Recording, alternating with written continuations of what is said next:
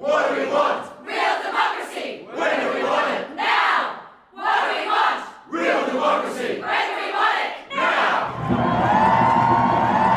Welcome to Real Democracy Now. I'm Nivek Thompson, and Real Democracy Now is a podcast for people who think we can and should improve how democracy works. This podcast looks at democracy from different angles to help you think about how democracy might be improved. Today I'm talking to Jean-Paul Gagnon from the University of Canberra. Jean-Paul is a philosopher of democracy specialising in democratic theory. Jean-Paul's research into democracy has three areas of focus. The first, which I'm talking with him about today, is an ongoing empirical effort to catalogue democracy's adjectives and to inquire about what knowing these adjectives may come to mean or be used for. The second is to continue contributing to the theory of non-human democracy by trying to draw lessons for human democracies from the practices of non-human others. The third is to contribute to globalising the history of democracy from a democratic theory perspective. So thanks very much for joining me today, Jean-Paul. Can you tell us, how did you come to be studying democracy with adjectives? Let me say first that it's a great pleasure to be here with you, Nivek. Thank you very much for having me on your program. I suppose it began with a simple and rather honest question of what is democracy? This question's been on my mind since around 2008, 2009, which was the period I was writing my PhD thesis. Now it's the principal question that the Institute for the Philosophy of Democracy, which I'm in the process of founding, is based upon. Now, I had nearly a decade ago come to terms with the constantly, it seemed, acknowledged mantra that democracy can be and has been described, understood, theorized, modeled, practiced, conceptualized, and so on by many people across at least a few thousand years. Now, Aristotle is usually the one who gets the kudos here for being one of the earliest to recognize democracy's malleable nature. And although the status quo, which I think Robert Dahl best articulates in his preface to Democratic Theory, is to come up with one's own justifiable, but still, in his words, to some extent arbitrary definition of democracy, and there are different conventions for doing this across different intellectual traditions, I couldn't, and over time, I didn't want to rid myself of the empirical and methodological question of just how many meanings or applications or descriptions does democracy have? And can we best capture this? I mean, how can we best capture this or approximate it? Which methods, lend themselves best to this? Where could we look in the English language, in what corpus, and so on? So it was very much an empirical and methodological question that just stuck with me. So I did the usual thing that an earnest student does, and I went looking for a list, a database, some catalog or encyclopedia that sets this information out. What I found was that there wasn't any, which I should say wasn't for lack of trying. Now, Henry Mayo, for instance, tried in 1958-59 to first count the medley of democratic theories and then give a comprehensive account of what the theory of democracy is after doing that survey. But he abandoned this approach, he tells his readers, as there seemed to be no end in sight with this work, because he kept presumably running into new claimant theories for some different corner of the incredibly vast corpus of books and papers that are associated with the subject of democracy. Now, it took me a lot of time to understand why this is the case. The answer, I'm fairly sheepish to say, is very simple. It's just that the technology to do this kind of work has only really been accessible to researchers in the last 15 or so years. Anyway, the catalog I needed didn't exist, so I figured I'd join the ranks and give it my best shot. So to date, I've collected over 1,400 real existing descriptors or adjectives of democracy. So 1,400 descriptors or adjectives is a lot. Can you describe the process that you've used to identify these adjectives to date? Sure. Well, the process fundamentally comes in two parts. The first part, which led to finding these 1,400 plus real existing adjectives was more intuitive. So I did this by hand over the last 7 or so years, and the method, barring several adjectives that were kindly suggested by my colleagues, simply consisted of keeping track of any pre- or post-nominal adjectives that I came across in my research. So that is, adjectives that appear directly before or after the word democracy. But I also kept a record of random adjectives I'd hear in day-to-day life that I read or thought up on a whim, and would search mainly the Google Scholar and Google Books databases to see if, when joined with the word democracy, they appeared in appropriate contexts within existing publications. Now, the second part, which I'm pursuing now, takes a more deductive approach to finding more of democracy's adjectives. So I recently signed a non-commercial license agreement with the custodians of the Oxford English Dictionary, and they also very kindly sent me their complete list of adjectives from historical and modern English. So the OED provided their list of adjectives in an Excel sheet with their adjectives listed in column A. So that was my preferred format. They didn't just voice this on me. They're actually really, really nice people over there at the OED. Anyway, the entries that they sent me in column A, if you can imagine this in your mind, they're over 130,000 long. So it's quite a lot of scrolling to get to the bottom. Now, what I've done is populated column B with the word democracy. I then inverted these columns in a different Excel sheet so that I would have these adjectives in both the pre-nominal and post-nominal positions.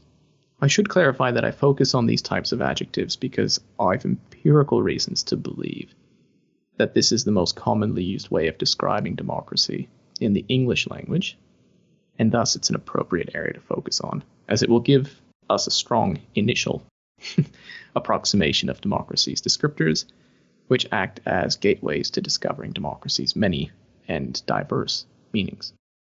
So my research assistant, Daniel Stevenson, and I are now slowly processing over 260,000 searches through relevant databases to discover new and hitherto uncatalogued adjectives.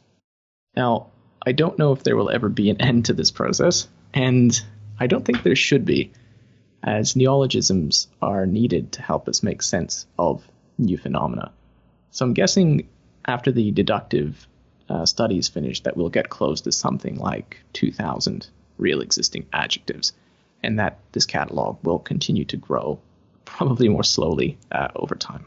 That's just incredible. You've mentioned a couple of times now that your focus is in the English language.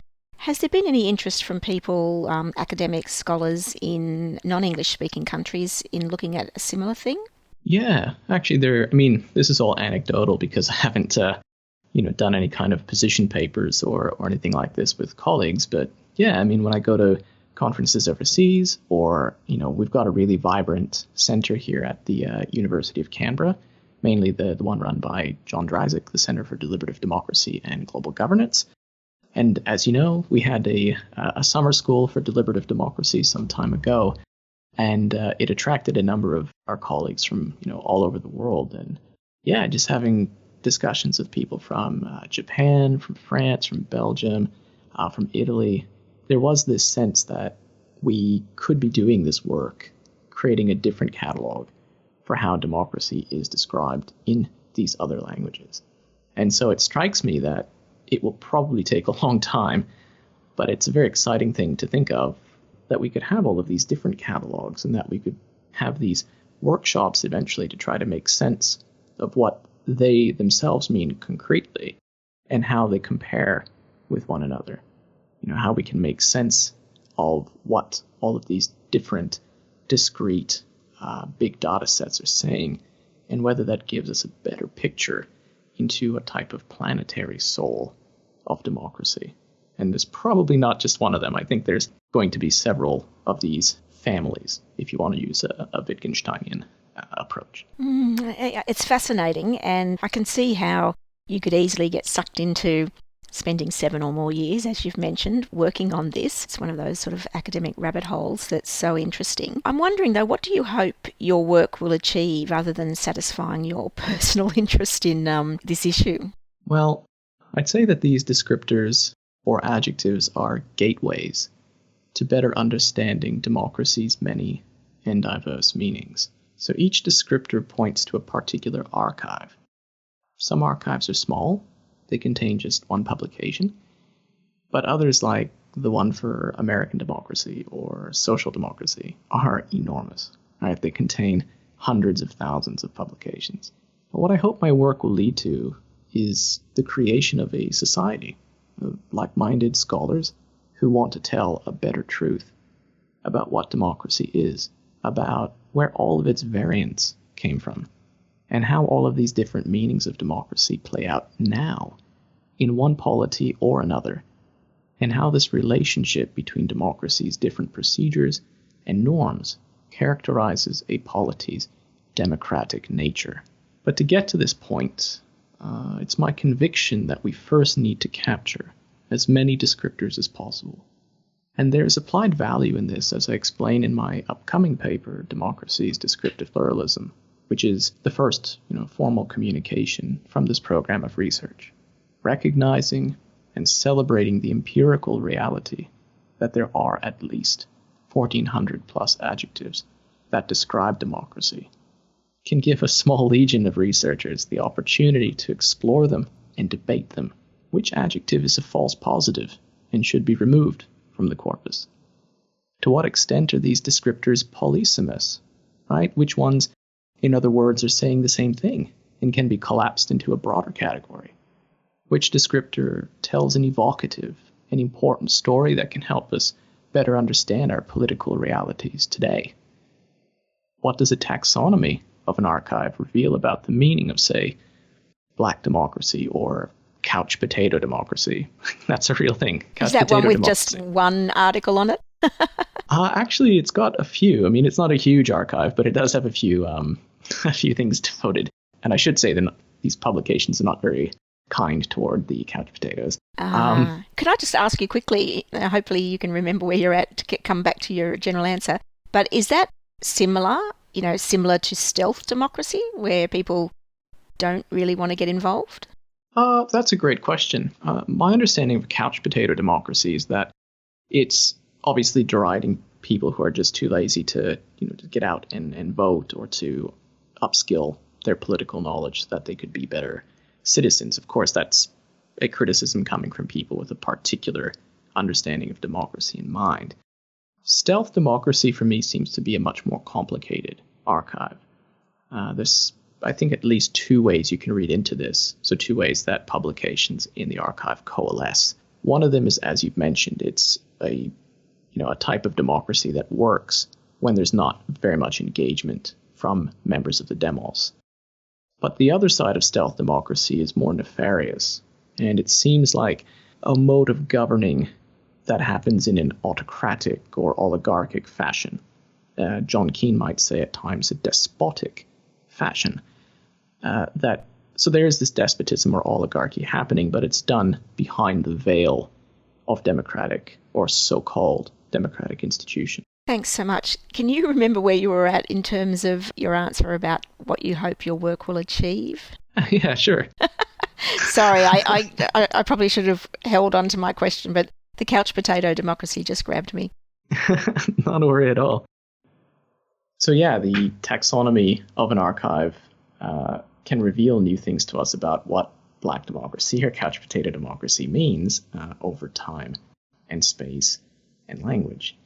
So which of the 1,400 plus descriptors can we find in practice or conception in the polity of your choice today or historically? I mean, that's another question. And how does this determination give us a better understanding of that polity's democratic nature?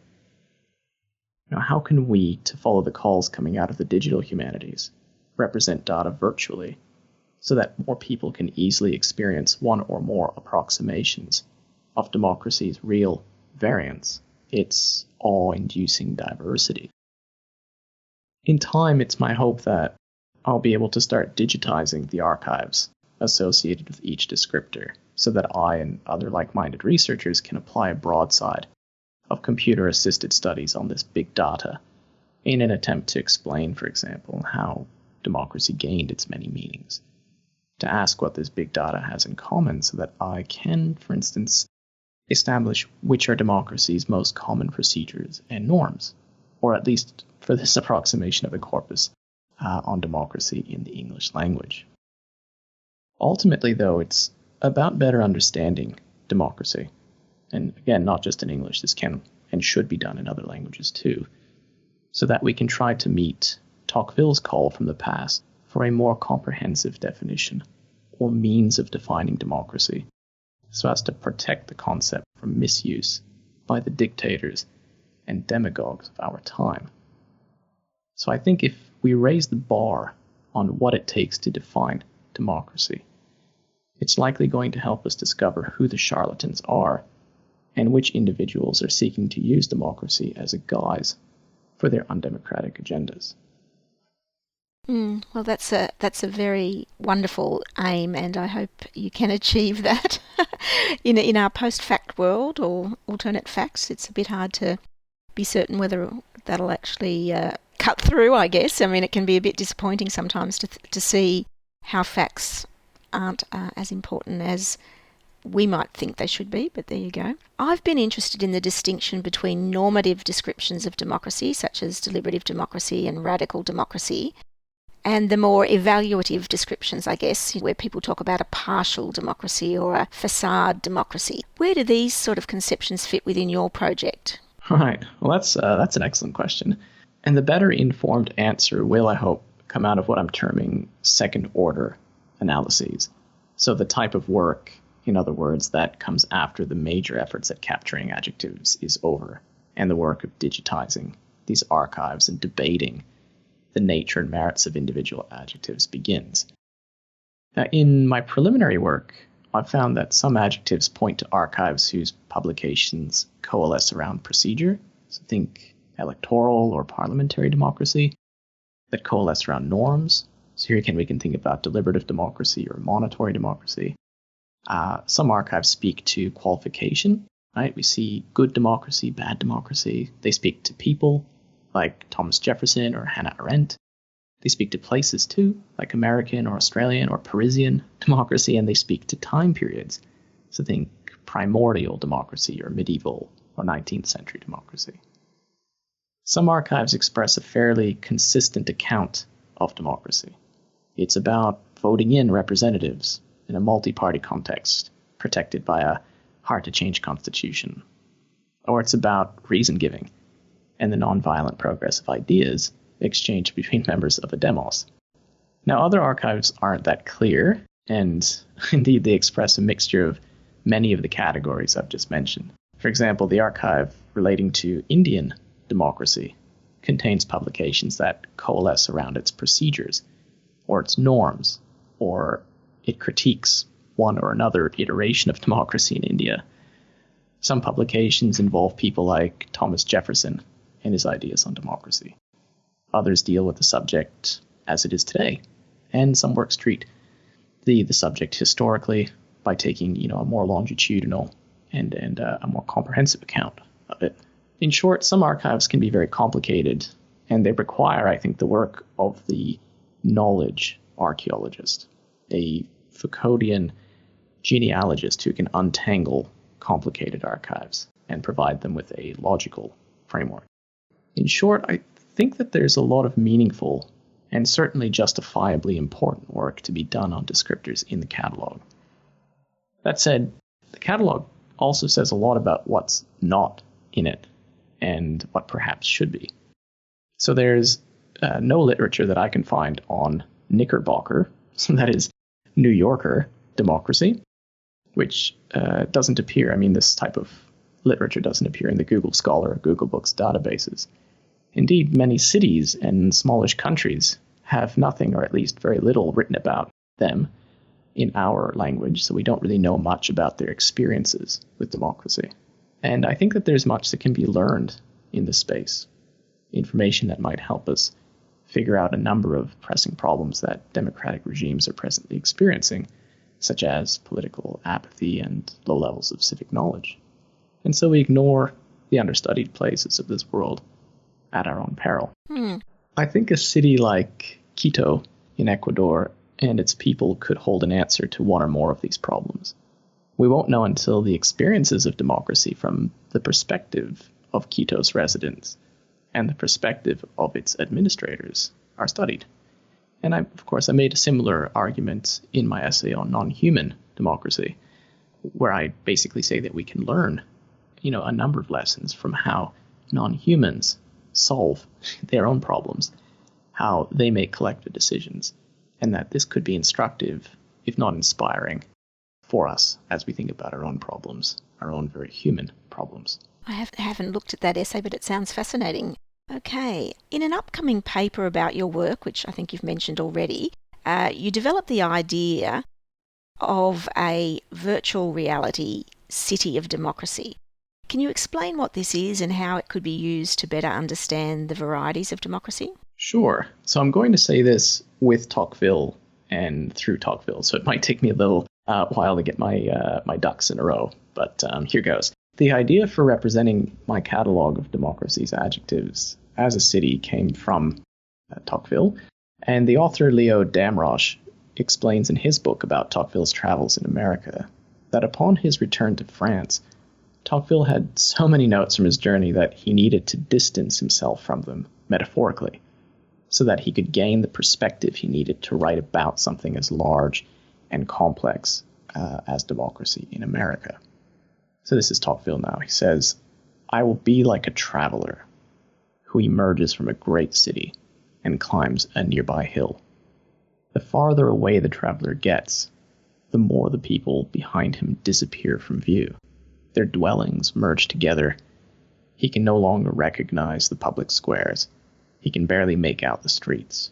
But now," Tocqueville continues in this letter that he wrote, "his eyes take in the contours of the town more easily, and for the first time he grasps its shape."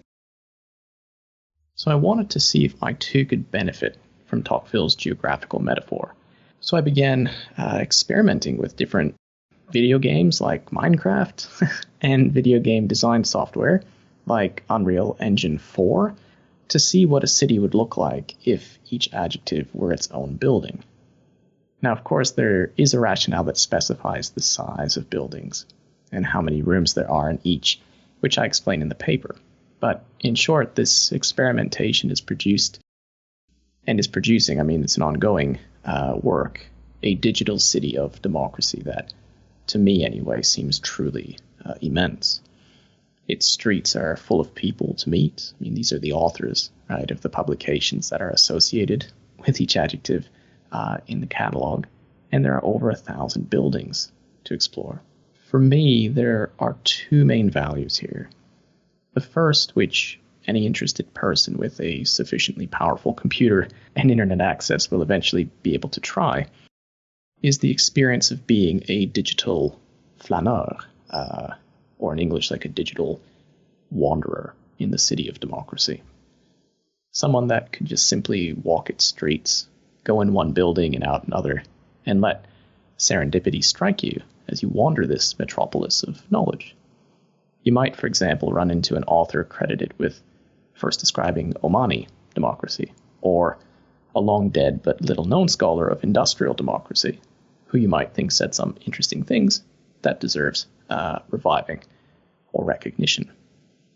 The small edifice of Shinto democracy might strike your fancy, and with an appetite to learn more about it, you approach the building and download its fully digitized and optical character recognition optimized archive to a hard drive of your choice. The city, in short, can offer us the chance to explore knowledge in a logical and comprehensive spatial context. You could, if you wanted, you could even write a book about your experiences in the city as a digital flaneur. You could call it something like Dialogues in the City of Democracy. And it could be, quite reminiscent of experiences you might have, so to speak, in real life, if you're wandering around a real city. Now, the second main value that rests with the city is that it makes the work of the Type 4 theorist of democracy easier. As I see it, there are at least 4 ways of being a theorist of democracy. The Type 1 theorist is a person who doesn't use a pre- or post-positive adjective when describing democracy. A type 2 is the person who uses only one pre- or post-positive adjective.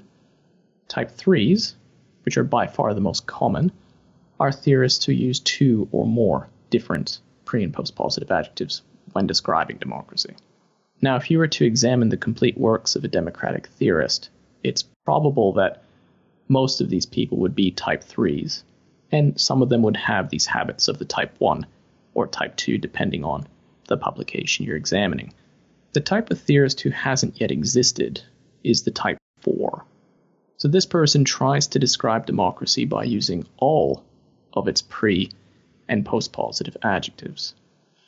In my mind, this person's role is to give the city its narratives, to explain its origins, and point out its most recent trends. The type 4 theorist searches for what these descriptors of democracy that the city is representing have in common, and she tries to explain what differentiates them. She might even go so far as to point out that the city, and thus this one approximation of knowledge about democracy, isn't Western or Eastern, Northern or Southern, but global in nature, for so much from the world seems to exist within it.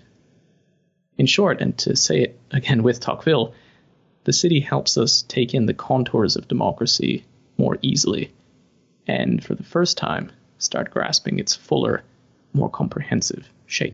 Well, that's an amazing explanation, and it does seem to me like it might be a bit of an excuse to play video games as part of your academic work, but I'd really love to see that. When will it be something that people other than yourself, I mean, I'm assuming you've actually created something like a prototype of this, have you?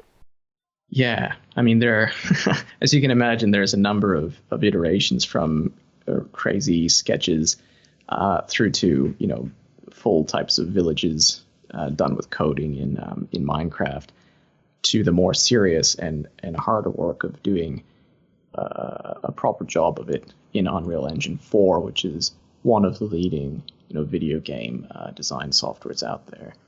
So I think it's still a ways off. It's going to need the archives to have their digitized publications in place so that people, if they're interested, can just rock up to a building and download the literature.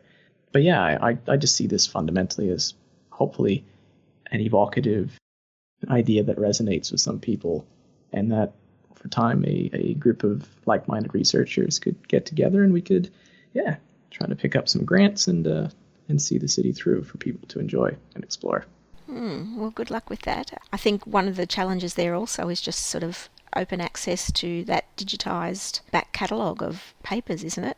Undoubtedly. Yeah, I mean, just looking at the trouble that knowledge-oriented businesses like Google go through, just for them to provide Google Scholar and Google Books has been an unending litany of copyright difficulties. So maybe at its first point, what we'll be doing is just offering, works that are allowed by their copyright to be shared, and otherwise there might have to be some kind of a paid version. I mean, there would be no profit in any way associated with this. It would just be, I guess, if a person wanted the archive that contained copyright protected material, some fee would have to be paid to the journal or the press that owns that content. And you suggest that the huge number of adjectives associated with democracy is not a sign of unbridled relativism, and rather you actually say you think it's one of its strongest virtues. I was recently reading a paper which questioned how we judge democracies, and you've talked about that, the pseudo definitions. And in this paper they were talking about whether it was appropriate to talk about degrees of democracy, whether a system was a democracy was a yes-no question. How would you approach this distinction? I would say that many procedures or norms of democracy can lend themselves to being measured. Right, so how fair is one's vote? How free are elections? How much deliberation takes place in any given political system? So in this sense, I don't think that the logic should be contrasted so starkly as a yes or no, we are democratic or not answer. Now that is a fairly conventional way of approaching the question. My own view is that we're perhaps missing out on what I think is the opportunity to tell a truer story about a polity's or a people's democratic nature. Take, for example, how Australian democracy is described. It's a representative democracy, but it's also a liberal democracy, a constitutional democracy, a multi-party democracy, a de facto two-party democracy, a racist democracy, a colonial, and to some people, a post-colonial democracy. So on the face of it, Australian democracy already boasts a plurality of expressions. It isn't just one type of democracy. Its democratic nature, or so goes my conjecture, is more truly determined by the blend of democratic procedures and norms that exist within its borders. And there's evidence to suggest that this blend changes over time as well. So I would say that I think we should first determine which procedures and norms of democracy exist within the polity we're studying, and then figure out which of these things lend themselves to measurement. The result of that study could very well reveal that a country, let's say mainland China, has a fairly strong democratic nature in a number of its local municipalities, and that there's a type of communicative democracy within certain factions of the party, but that overall, its measures point to a regime that constrains, restrains, or suppresses specific types of democracy in specific areas of the state. And as a result of this, it just doesn't add up as well when compared to its other contemporaries on, an overall democracy scale. So the find democracy blend first and then measure the variables in that blend approach strikes me as a better way of measuring the extent and type of a polity's democracy. How are you thinking about approaching this question of pseudo definitions? So I think you call them Orwellian descriptors. How do you see, with over 1,400 adjectives and many more to come, how would you actually make an assessment as to whether something was Orwellian as opposed to simply being, silly, I guess? The couch potato is a sort of a funny way of describing democracy, and as you said, is, used in a critical manner of the couch potatoes. But where people use descriptors to actually obfuscate what's actually happening and make it seem like it's a democracy when perhaps you and I might think it's not, how do you see those adjectives being identified through this process? I guess it comes down to what your approach is as an academic or an expert or actually just an everyday Democrat. Hegel would be of some help here, I think. So reading Hegel makes one think about how we are constrained, not just as individuals, but as a society, by the reality of our times. Who we're talking to, what experiences have happened to us, what the political context is now. So my instinct would be to come up with some kind of mediated platform, probably online, like a real living encyclopedia of these descriptors that would allow for both, let's say, experts in the study of democracy, or perhaps even just this particular iteration of it, and people that are just interested in it for whatever reasons they might have. So maybe we could have both a type of expert and a type of crowdsourced position. For us now, this would almost certainly, again, from the Hegelian sense, be something that changes over time. But we need to be both very serious and very professional with how we debate the merits of an entry in the archive and whether it is a legitimate expression of democracy, a norm or a process or a critique that was or is valuable, that comes from some type of political phenomenon that once existed or that now exists. And we have to be able to justify why we think some descriptor is Orwellian. Like, is a Donald Trump democracy Orwellian? Is he now using democracy as a veil for his own agenda to strengthen perhaps other wealthy business owners in the United States? Is this a type of short-term grab where all of the leaders supposedly of big businesses have now decided to do away with their, again, supposed lapdogs and to take charge of a democracy that, from some people's point of view, has been enslaved or enthralled to big business? I mean, these things will need to debate. They'll take time, and I think they'll take a lot of hard work. Is there anything that you feel we haven't been able to touch on that people might be interested in that you'd like to cover off? Well, I would like to, I think, recognize an important point that you brought up, Nivek, which is, again, I'm presenting this, and my head is still very much in this work from the researcher's point of view. It's still dealing a lot with more, if you like, professional questions around ontology and epistemology and stuff like that. What I would like to encourage, though, is to speak to the heart of your listeners and to say, to ask, to invite that, you think about the diversity of democracy in wherever it is that you live.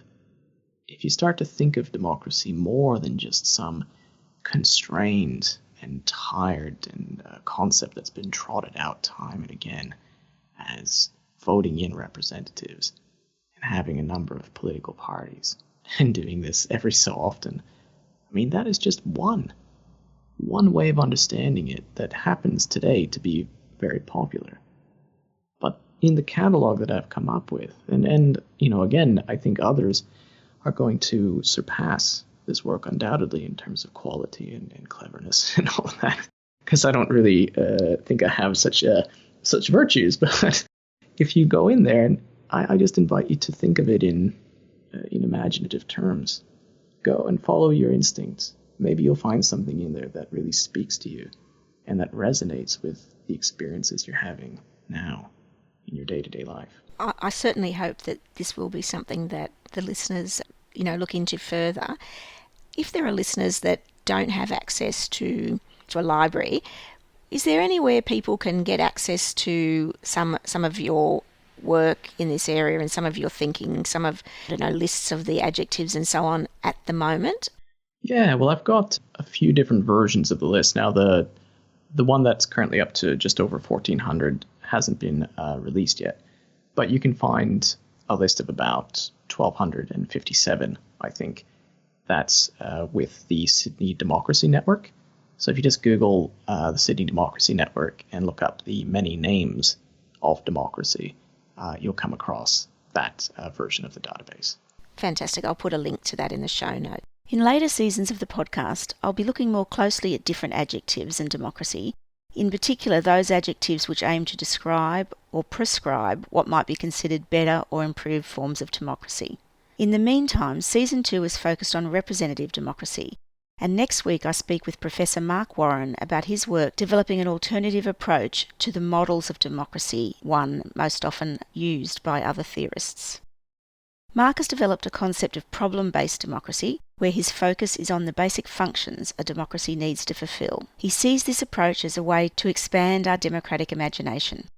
I hope you'll join me then.